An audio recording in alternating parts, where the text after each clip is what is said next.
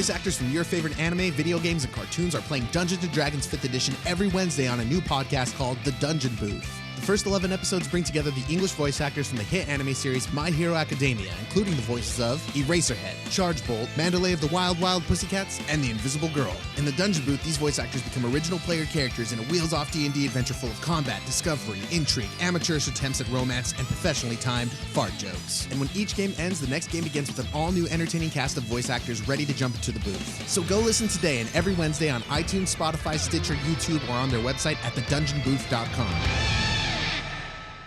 Hey everybody, welcome to the Dungeoncast. I'm Will. And I am Brian. This is the podcast where we talk about everything Dungeons & Dragons, from mystical materials to marvelous minerals. And today, we're talking about Mount Celestia.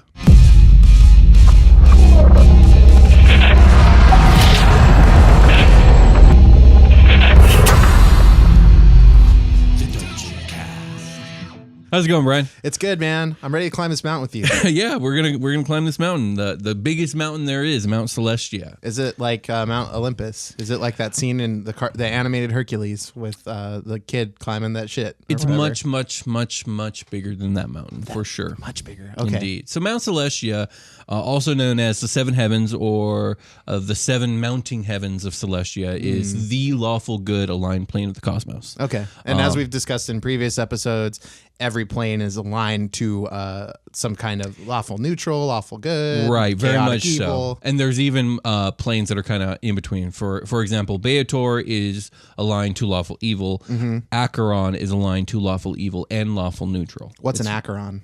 We'll talk about Acheron another day. Okay. But today we're talking about Mount Celestia, which is strictly lawful good. Okay. And it is, in some ways, it's seen as the lawful good counterpart to the Nine Hells. And you're going to see a lot of analogs between the two, between Nine Hells and the Seven Heavens. I'm taking it like there are different like subsects of it. Like seven of them divided probably into layers, and there are beings that are kind of the counterparts of the Archdukes of Hell. Nice. We'll talk all about that. So Celestia is ultimate in all things that are both lawful and good, and as such, like all aspects of it are both beautiful and perfect in all ways. There's no flaw. According to who? I mean, according to someone from the material plane's perspective? According to the universe. Okay. Oh, I kind of get that. Because right. like somebody from the Nine Hells will be like, nah, that shit sucks. This is perfect. No, I think a lot of creatures from the Nine Hells would agree that it is perfect. Oh, but they just don't it's perfect and good. Well, theirs is perfect and evil. I see. So the mindset is like, yeah, it's perfect and good. I hate it. Right. Okay. Yeah, pretty much. I think in this case, the perfect is orderly. Okay, Everything is designed according to law. Right. So it's depicted as a singular sacred mountain rising from a holy and shining infinite sea. The mountain itself rises to incomprehensible heights above the clouds, and the plain is divided into 7 distinct layers or plateaus. Now, the way this kind of lays out doesn't make spatial sense. Like let's say you're in the first layer, you're at the bottom of the mountain, everything's looking beautiful and wonderful, and you're looking up at this gorgeous motherfucking mountain, and you see it goes above the clouds. It seems just like a normal mountain, but when you get to the very highest peak of that mountain, you now enter the next layer, which itself also looks like an enormous slope going upwards. Yes, I climbed this mountain. Wait a second. Yeah, because you hit me with like a Lovecraftian line right now, which is like it's unfathomably tall. Right, and it's very much so. We're pretty much talking about non-Euclidean geometry here. Okay, I mean sure. but it's not just Mount Celestia that's like that. The Abyss is like that, and so is Beator. Right, they're all like that. They're infinitely unfathomable. Yeah, because each layer is infinite in its own right, but they're all part of this one unanimous slope. Right. So okay. It doesn't actually make sense. It doesn't have to. And yet here we are. Yes. So as I was saying, the highest point of each layer is the beginning of the new layer. In Celestia, ultimate good is idealized, and so things like justice, mercy, kindness, understanding, grace are the rules of the land. Okay. All beings here are those things, and that's just the way things are done here. Okay. Kind of like in Beator, like the rule of the land is the opposite: cruelty, ambition, selfishness. But defined by laws. Huh? Defined by law. Defined by laws. Yeah. And the same here, like all the justice, mercy, and kindness is all defined by laws. So the souls of lawful good humanoids that pass on come to this place, usually. And they become what are called Archons. which are the main denizens of this place. So Archons are very much the analog to devils and demons. Okay. So they tend to start as something small and amorphous, and then they go through transformations as well. Yeah. So, but generally speaking, they're powerful celestials born from the souls of good mortals. Nice. And again, the main population of Celestia. It's like Valhalla for paladins. Yeah, sure. Yeah, a lot of paladins here, by the way. I think that kind of goes without saying. Yeah. Clerics and paladins, have fun. So the most common Archon is actually called the Lantern Archon, and they're essentially these floating, formless balls of light. Okay, that cool. flit about. Nice. And yeah, but the thing about Archons is they're not quite angels. Like they're not angels. Angels exist here as well. Yeah. But a lot of Archons do look angelic, but they aren't angels. Okay. Does that make sense? They're more like this ball of energy. Okay, that's the first form, but there are many forms. Oh. Like some take the form of like a humanoid with a lion head and wings of an angel. Oh God. Yeah, and wow. some just look like statues that with angel wings. Like they look like angels. Okay, yeah, So okay. there's various forms, and Archons will get their own episode one day. Nice. Okay. Other denizens of this plane include angels, like I said. Deities of law and good live here, and we're going to talk about them. Champions, paragons to good, like paladins, like we talked about before, who, through their might and their good deeds, have actually managed to keep their mortal forms. Dragons of good live here. Phoenixes, Kirins, remember we talked about those horse dragon things? Yes. Coatls live here, and many other celestials. Oh, coatls. So it's just full of beautiful, magnificent, mystical, magical creatures. How do you think Sweet Boy is doing? I think Sweet Boy's doing just fine. A lot of people ask about Sweet Boy. I know they do. So, above all others, the ruling class of Celestia are these 7 Archons called the Hebdomad. And these are the 7 most powerful and ancient of Archons. And their relationship with the deities that dwell in Celestia is a little bit unclear to me, but it seems like they exist in completely separate hierarchies. Okay. And for the most part, gods completely outrank the Hebdomad with the exception of one, but we'll talk about him later. He's like the chief hebdoman. Yeah, he's the chief of the Hebdomad, and we're going to talk about him because he's scary. Okay. He's very scary, but he's actually pretty cool, I thought. Anyways, so the Hebdomad, a lot of them are on like the level of like minor deities or higher. Like they're exceptionally powerful, but they refuse to accept any form of worship. It's not allowed. All right.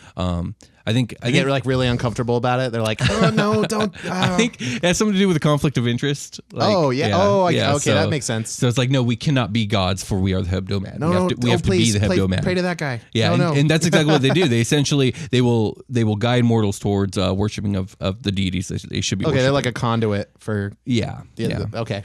So essentially, I kind of already said this. Like they're on the level of like minor deity or even major deity in one of their case, but maybe also you could say they're on the level like solar angels, who are very, very powerful. Yeah, I'm starting to get an idea of quantification for all that. Yeah, and honestly, it's I don't know. I'm glad you are, because it's still not clear to me. Well, yeah, it's like, some of it seems to be on like a sliding scale depending on what lore you're dealing with. This is true. All said though, the Hebdomad work with the gods towards the lawful good in general. Okay. Yeah. So, like I said, Celestia is spatially infinite, and so are each of its 7 layers. The reason that it's referred to as a single mountain is due to the nature that it must be traversed. You cannot enter Celestia at any layer other than the first layer.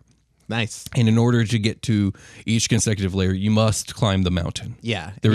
Make sure you take your breaks, bring a granola bar, and like let your red blood cells catch up. Now, it said there are secret ways, but they're not known to anybody but the most powerful of like gods. And oh, they're like, I'm not climbing this shit. I'm going through the back door. Indeed. Nice. So let's actually get into the layers. So the first layer is called Lunia, the silver heaven. Ooh. Now, this is the lowest layer of Celestia, and it's the entrance point. Much like Avernus is the entry point to Beator. Right. You can't just show up in Nessus. You gotta go all the way down from Avernus all the way down. Yep. So quick question. Yeah. Is the river Styx flowing through? No, not at all. Okay, Not at so all. that's strictly a strictly 7 lower health. plane. Okay, things. nice. Yeah. So as a matter of fact, the layer of Lunia is the mountain surrounded by an infinite sea of holy water. Right. Okay, so there would be no. Yeah, It's no an ocean, river, no no river rivers. to flow here. Yeah. So it's an awe-inspiring mountain surrounded by a holy silver ocean.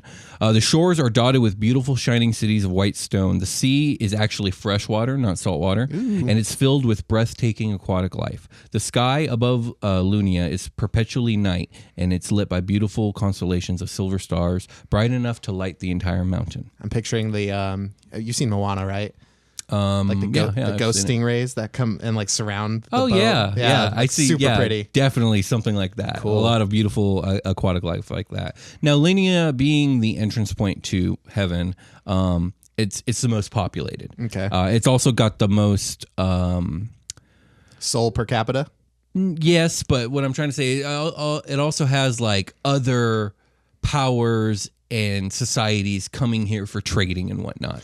Oh. So, for example, sea elves tend to show up here from the mortal plane or the plane of water. Elves. Yeah. Okay. And then, of course they are. Well, yeah, it's also surrounded by water, so the sea elves show up and for purposes of trade. Hey guys, I sewed up these blankets. You want to make a trip to heaven with me real quick? I know, right? We're not going to stay there because like we're better, but Well, yeah, but also elves they go to Arvandor, which is a chaotic good place. okay. Is that like the end of Lord of the Rings?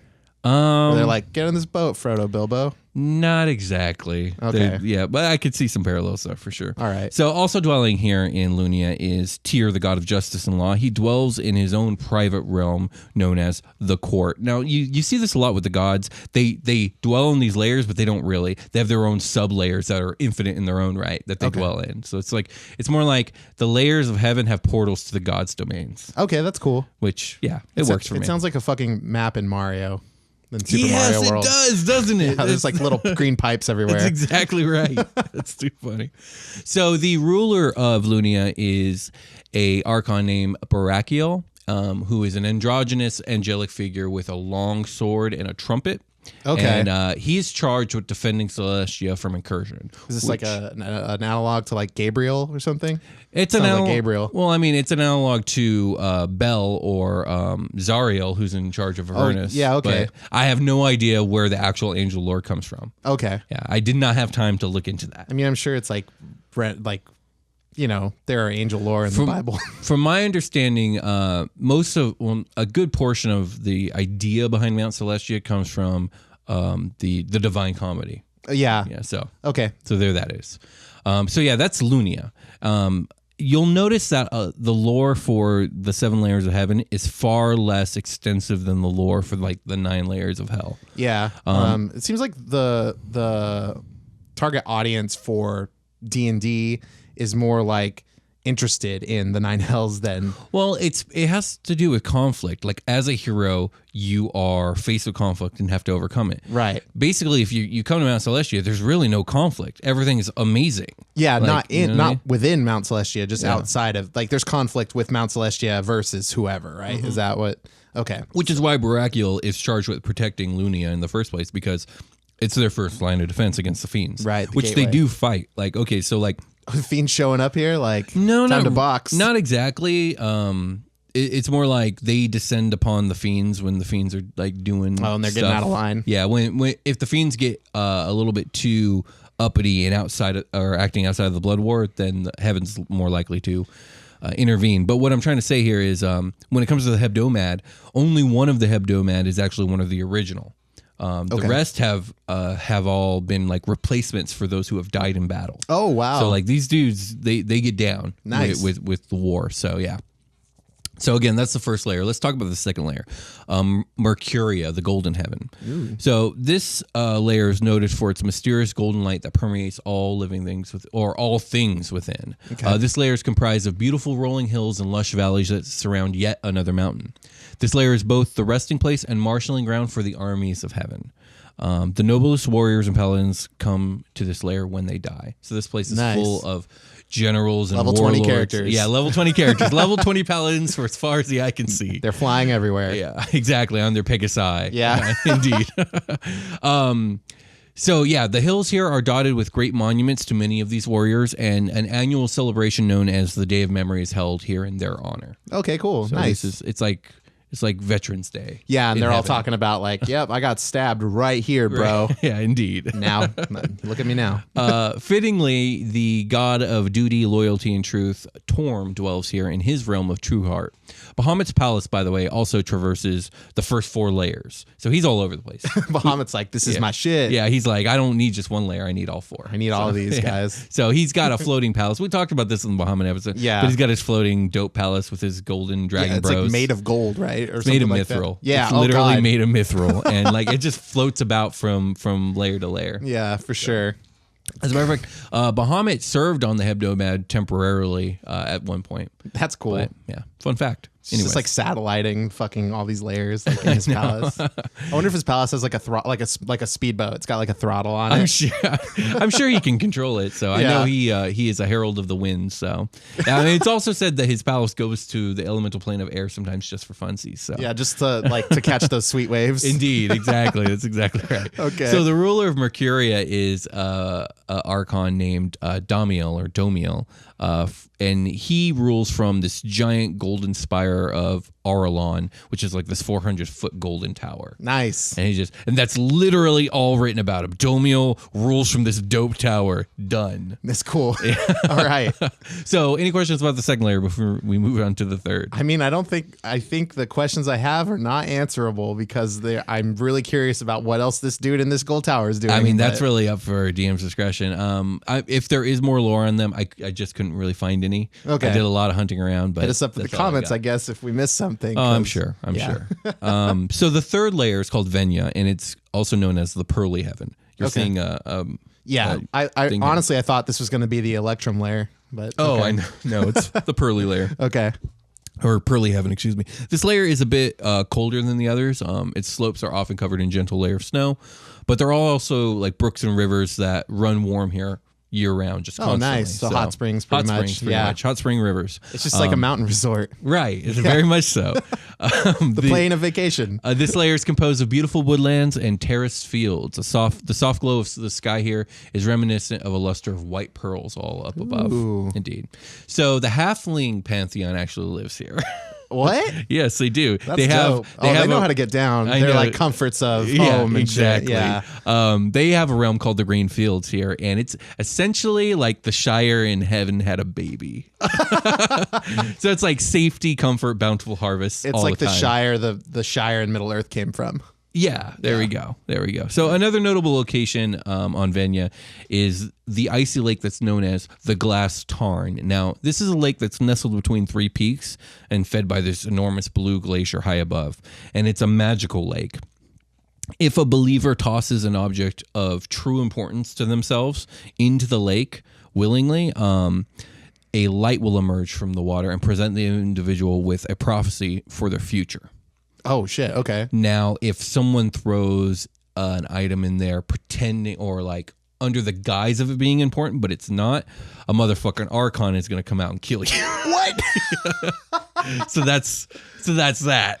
I've come to bring you tales of your future stab. You're just Basically. dead. It's Basically. The ruler, my grandmother's locket. it wasn't of true importance nah, bro. to you. Somebody stole that locket. This is a fake. Oh, no. No. See, that wouldn't be the thing that trips So it. it's the intention. It's the intention. It's like, is it of true value to you? So if you hesitate, don't even bother. Don't even bother going. Well, I mean, if you hesitate, that's actually a good sign. If you hesitate to like throw you don't it in. want to go. Not like if you don't want to give it up. Yeah, You're exactly. Like, but I that love would be this a good thing. sign. Okay. If you're just like, fuck it. Yeah. Maybe think about it twice. Okay. So the ruler here in Venya is a Archon named Erethal the Seer.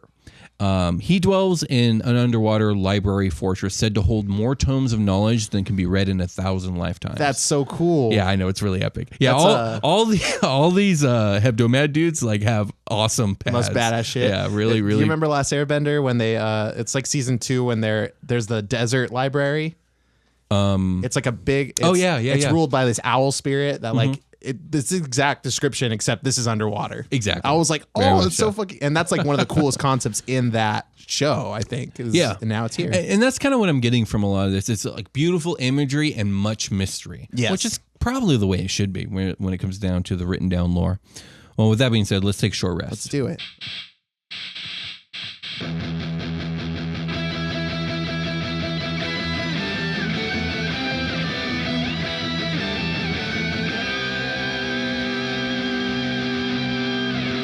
Hey everybody, welcome to the part of the episode we're not talking about the last thing we were talking about. We're talking about some new thing, and it's love. Right, Will? Indeed. Yes. Who do we love, Will? We love a lot of things, Brian. When do we love them? Wait, no, you're supposed to say the audience or the listeners. Yes, I truly love the listeners. Thank you so much for listening. Thank you guys. If you can hear the sound of my voice, thank you so much. We love you. There's some people we love that we want to thank that support us on Patreon, and that would be Austin D. Cobbs. Thank you, Austin. Hugo Edwards. Thank you, Hugo. Alec. Thank you, Alec. Let's see. We have John Waterman. Thank you, John. And the A-Bomb. Thank you, A-Bomb. Shout out to you guys. Thank you so much for coming onto the Patreon. I hope you guys enjoy your bonus content. Indeed. Yeah, definitely. Check it out. Make sure you're taking advantage. So what else are we talking about today, Will? I think we wanted to do a quick shout out for our 5e D&D live play, Super Quest Saga. That's right. We talk about Dungeons and Dragons here a lot. It's probably the only thing we talk about. I mean, indeed it is. You know, mainly. But now you can watch us play it. Yeah, we also like to play this game occasionally when our schedules permit, which is every 2 weeks on the alternating, Wednesday, Thursday? Yeah, something like that. We drop it around there.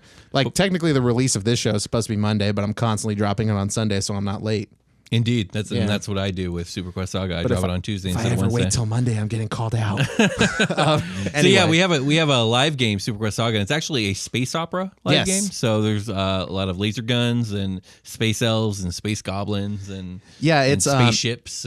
I don't want to call it a sci-fi game because it's D&D. It is D&D. It feels We're using like D&D. 5e D&D rules, races, and classes. Yes, but it is... there's a lot of homebrew going on, too. Yeah, but it is a space opera. We are playing in space. Space! Spoilers for episode 1, listeners. Indeed. When we're not in space. We go to space. Indeed, we do. Very quickly. It's very jarring for our in-game characters as well, and some of our out-of-game characters who didn't know about it.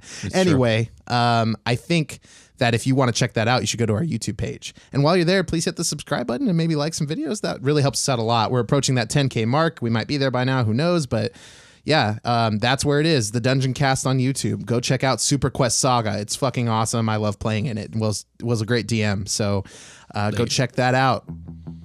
Let's get back to the show. Back to the show.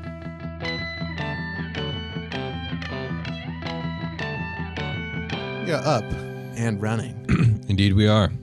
And we've already ventured through the first 3 layers of heaven.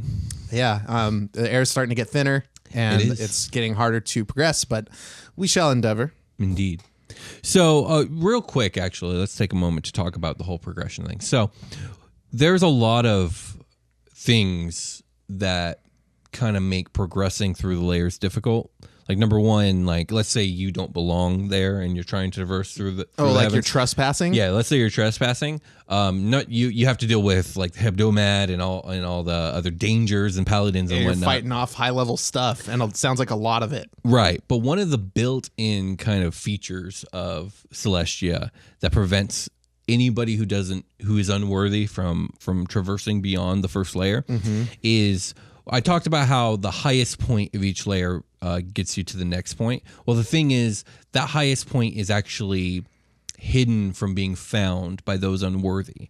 And supposedly, as you're journeying through the different layers of heaven, you're having to learn certain hard truths about yourself and about the world. Oh, God. And unless you shed some of your wicked ways, you'll never find the path to the next layer. So by the time you get to the final layer, you're supposedly supposed to be a being of pure goodness and law. Okay. And you cannot get there unless you are, or unless you're like Asmodeus. Yeah, okay. Which Asmodeus, I think he traversed all 7 layers like once just because he fucking could. It just felt like it. He was I'll have to reread that lore. I think I say it in the Asmo episode, so I'm gonna have to go back and rewatch my own episode. But I'm pretty sure Asmo, just on a dare, using nothing but his wits and knowing the laws of heaven, traversed all of Celestia and returned unscathed. His rod. He has a rod, right? He's his ruby rod. He's reverse polarized it to deflect good bullshit. I know, right? He's just like swatting stuff out of the way. He destroyed their neon sign that said "good only." Yeah, there you go.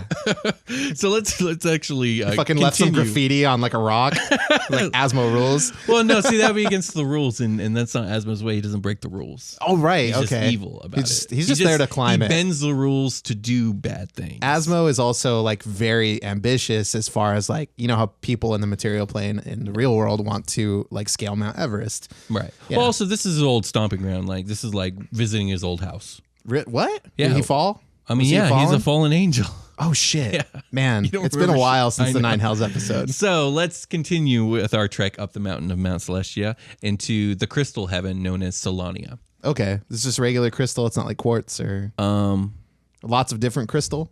Actually, there's actually no mention of actual crystal, but we'll get to it. Okay. So this is the fourth layer. So Colonia, the sky here is this glowing burnished silver, and here luminescent fogs shroud quiet valleys and tall peaks. Okay. The mountains are rich here with precious ore and minerals, mithril, silver, gold, etc. Nice. The peaks of Colonia host great shrines, cathedrals, and monasteries, and these are destinations for interplanar pilgrims. Okay, cool. And a lot of times minor deities dwell here. There are some major deities that dwell here. As a matter of fact, here is the vast dwarven mansion known as Arakanor, and Moradin, the chief greater deity of all dwarven kind, and he's also the deity of creation, earth, and protection. He resides here. I was going to say, it's like if there was, in the last plane, if there was halfling, Right. Pantheon, then this should be, you mentioned ore. So Yeah. like, And dwarves are very lawful. Like, this is very much, in some ways, the dwarven plane of existence. So much how, like, Arvander, the chaotic good, is the elven one. Right. Of course, dwarves got to be in the polar opposite end over here, the lawful good. Yeah. And I think it's very fitting. So, here also lies Moradin's soul forges, which it said he uses these forges to temper and create the souls of his people. Okay. So, yeah, this is where dwarves are made. Nice. This is where dwarves are made. And as a matter of fact, none but dwarves are actually allowed within the mansion, and those who do enter in return speak of stonework and craftsmanship that surpasses anything on the material plane. That's fitting. Very fitting. It is very fitting. I like it a lot. So ruling here is a being or an archon named Pistis Sophia. And she wanders the misty hills and helps everyone that she meets. She's called Pistis Sophia the Ascetic due to her monk-like appearance. Okay. That's an unfortunate name. I mean, yeah. If you're an English speaker, I mean, yeah, that's an unfortunate name for sure. I just don't want people calling me Pistis. Yeah, I think it's supposed to be Latin. Or at least Latin sounding. I mean, whatever it is, it sounds like what it sounds like to me. All right. Well, she seems pretty cool. So moving on. Oh, please call me Piss for short. I think it would be Sophia for short. Yeah, okay. Anyways. You're right. You're probably right. Yeah, I would imagine. So layer 5, I guess. Mercian, the platinum heaven. Now this layer is a wide and open plain that's dotted with great citadels inhabited by paladins, archons, and celestials. Okay. Another dominant feature of the landscape are these mountainous black spherical domes. Now, let's talk about these domes, because I couldn't find shit on them. Yeah. What are they made out of? I don't know. What is their purpose? No idea. My mind shaped a few images, and then you destroyed them immediately with each consecutive word you said. So I think as we're getting into the higher layers of heaven, we are leaving behind the logic of the material plane. Okay. And so, like, we're getting into more alien type looking stuff. So this is like an orb? Like yeah, they're like these giant spheres. Now, so now you're sounding like the Divine Comedy to me. okay, so the way I picture them is like, imagine a black orb made of black stone the size of a mountain. Now imagine it's set into the ground so that you're basically only getting half of it and you're able to walk up them. So it's a hill, Yeah, but perfectly spherical and made out of this weird black stone. like the best hills are. I guess so. I mean, apparently these are the best. So- they have to be the best hills, right? Apparently. And the tallest of these domes is the portal to the next layer. So, Okay. like, you can't avoid talking about these spheres. They're imperative to the layer. Okay. You can't get to the next one until you face the fact that these spheres are here. You have to do it. So, the city of Tempered Souls is the most noted location of Mercian. It lies on the shores of a cold, clear lake, and it's famous for hosting many magical healing fountains, hospitals, and legendary healers. Okay, so this cool. is a really cool destination for, like, let's say some player character or NPC has a sickness that, like, is abyssal in nature or infernal in nature, and nothing can touch it on the material plane. Yeah, your greater restoration spell didn't work. Yeah, well, maybe you set on a trek to get to Mercian for the healing. So the problem is, y'all motherfuckers are unworthy, so you're having to make your way through these 5 layers of the 7 layers of heaven with not but your wits. Yeah, and that'd be kind of a cool. Unless you're probably having to strip away that sliver of greed you got in you or whatever. That'd be kind of a cool 1 or 2 shot. I could get behind a kind of a trespass into heaven kind of deal. That'd be kind of fun. Where you're trying to find the celestial version of Joan of Arc to heal your friend or whatever. Yeah, exactly. Nice. Yeah. Okay. So because they have these magical healing fountains and also legendary clerics of the highest degree. Nice. So now this layer is ruled by Raziel the Firestar, known for his judicious wrath, but also for his protection and guidance of the patients and clerics in merchants' hospitals. Okay, cool. I know nothing else about this man. I mean, it's just a big hospital with he's the doctor with a real powerful doctor, real buff doctor who gets real angry if you do wrong shit. So that's Mercian. Any questions about Mercian? But before we move on to layer 6. So this was that the dome, or did we move on past the dome? We're on top of the highest dome. We're getting ready to hop in that portal. Okay. Yes. Okay. Bam. Now we're in it's either pronounced Jovar or Yovar, but I think it's Jovar. The glittering heaven. Okay. Now this is called the glittering heaven due to the countless gemstones that are embedded and strewn about the hills and plains of this layer. Cool. You're basically just in a giant gem vault. That's it's just gems sweet. For days. It's supernatural looking. Yeah. It's said that that entire hosts of Archons just wander these fields of gems and contemplate their previous lives here. And that's kind of the deal that's kind of going on here is the Archons are actively trying to go up through the layers and trying to become more powerful and better beings. And so there's all this contemplation and philosophical conversation. And it's really cool, but also it doesn't make for a lot of conflict. So again, a lot of this lore isn't as fleshed out. These souls are I got to go deal with that time I accidentally stole a napkin from a restaurant. And Right, they go walk through the gem field. I know, right. So the only major location of Jovar that's really spoken about is the heavenly city of Ystera. Now, this is an enormous city shaped in the form of 7-layered ziggurat.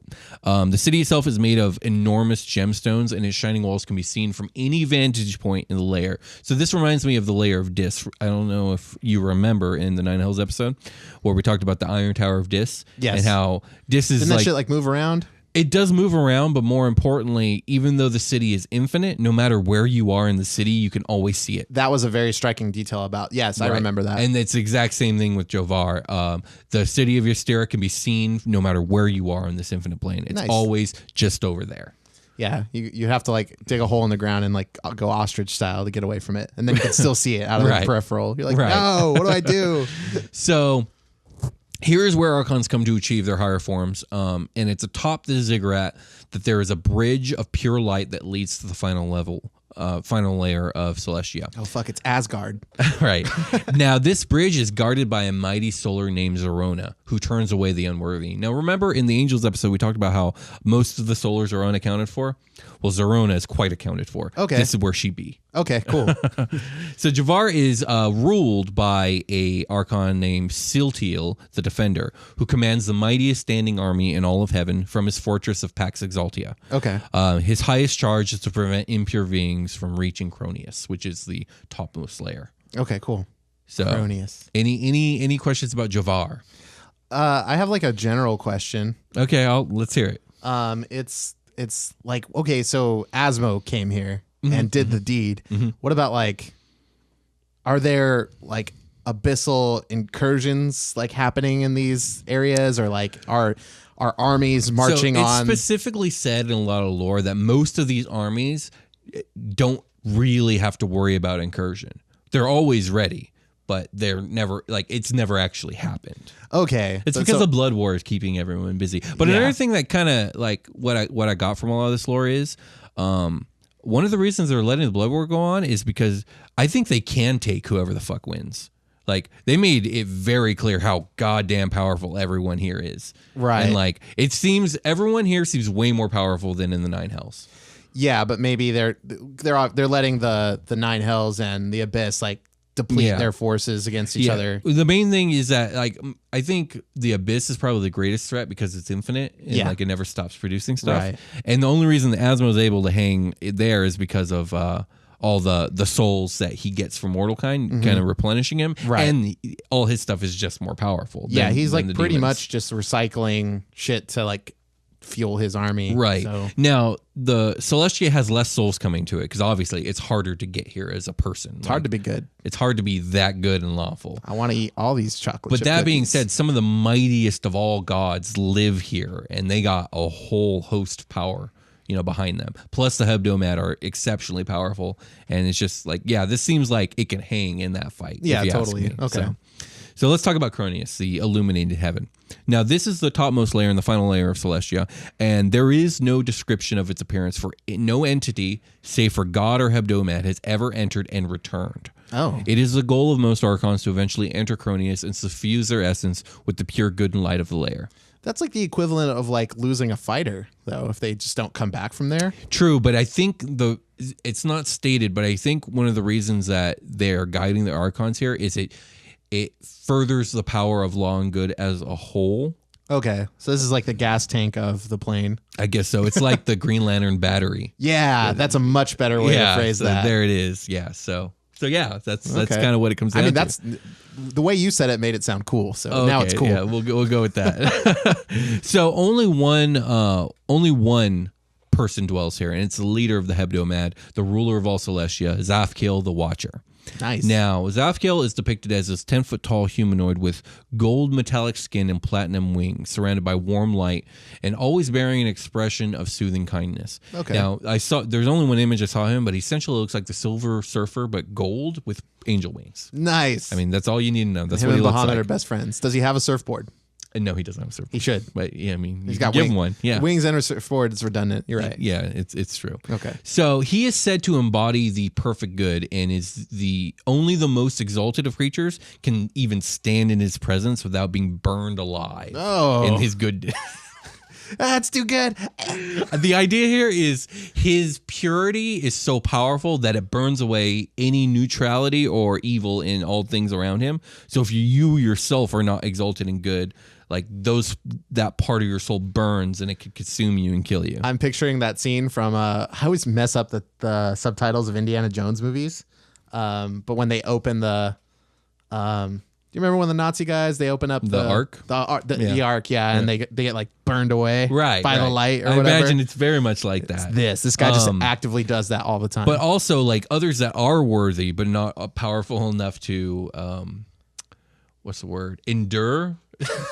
Too hot. will end up achieving such a state of enlightenment and goodness that they'll fuse with Celestia on the spot. Oh my gosh. So this dude can't just walk around. No, he's got to stay put. Yeah. Can't accidentally just go walk down the mountain. I know, right? Whoops. Fucking eradicate everybody on accident. So he watches all in Celestia and sends advice and counsel to the other members of the Hebdomad via telepathy. Okay.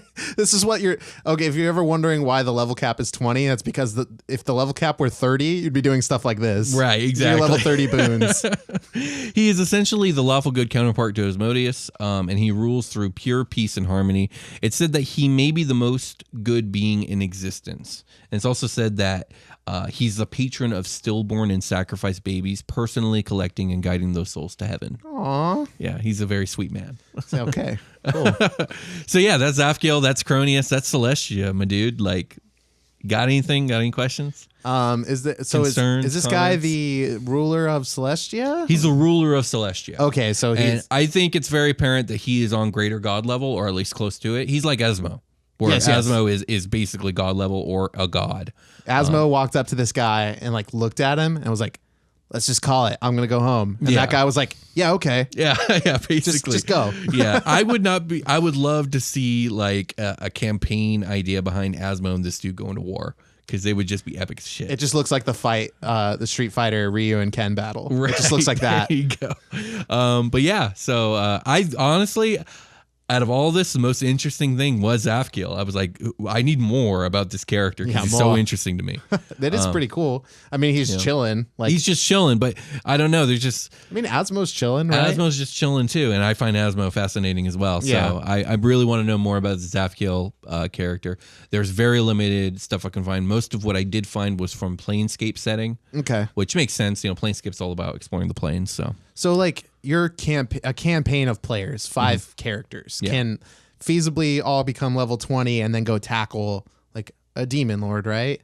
Oh yeah. You probably take down a demon lord with 5 level 18 characters. Okay. So maybe. So where are we putting a campaign? Is it feasible to plan a campaign to march through Mount Celestia to the top and try fight to Zafkiel? Yeah. So like an evil campaign? Yeah, sure. I mean, I'm sure you could. Or a chaotic neutral campaign or something. Sure. Yeah. I'm sure you could. Like it would definitely I could see Asmo like putting together a team of the 5 baddest dudes he can find on like an assassination mission, and maybe he's gifted them all with like a medallion with a piece of his divinity in it to protect them from Zafkiel's aura. Yeah, like the cult of Asmo did it right, and he's like, "You're all ready to go now." Yeah, it would be something like that. That would be kind of interesting. And they launched it. They steal like a Gith Yankee boat and like send them on into the. Right. And it's just like it's a stealth mission through the 7 layers trying to find your way up there. Oh, you could do a man. whole campaign like that. That'd be super dope. I would buy that book. They're all like what if they get to like the one of these like 6th layer or whatever, and they've stripped away so much of their evil that they like forget why they're there? Oh yeah, I think that could be one of the dangers, but also I would imagine they'd be trying to find all the secret paths. Yeah, so they'd be like capturing fools and like interrogating them and all that other stuff. They're trying to go down every green pipe, but like some of them are duds. You know, like it'd be like the reverse of Frodo going through Mordor, where like they're going through the rocks and whatnot, and then all of a sudden like they have to hide because Bahamut's palace is soaring by. That'd be so dope. Roll for stealth. Now Bahamut sees you. Now you got dragons. Time to fight these golden bros. Yeah. Oh wow. So yeah, that would be really cool. I know, right? Well, I would imagine that if you're sent here and you're not just a rogue, you're a level 20 badass demon or devil worshipping.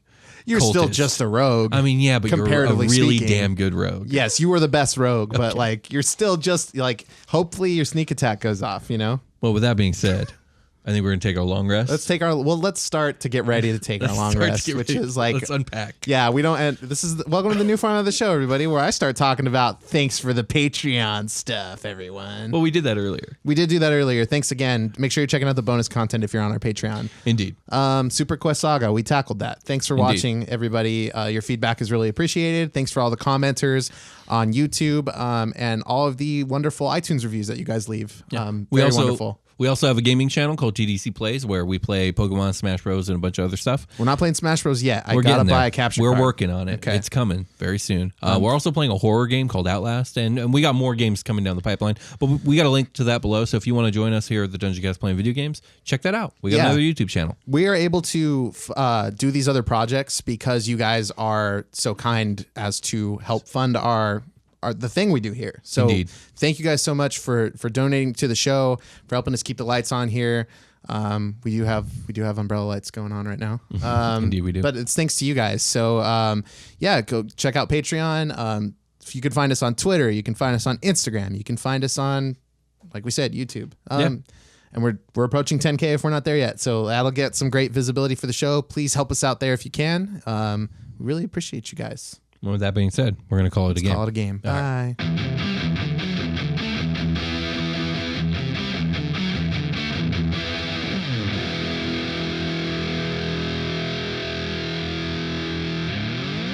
The Dungeoncast.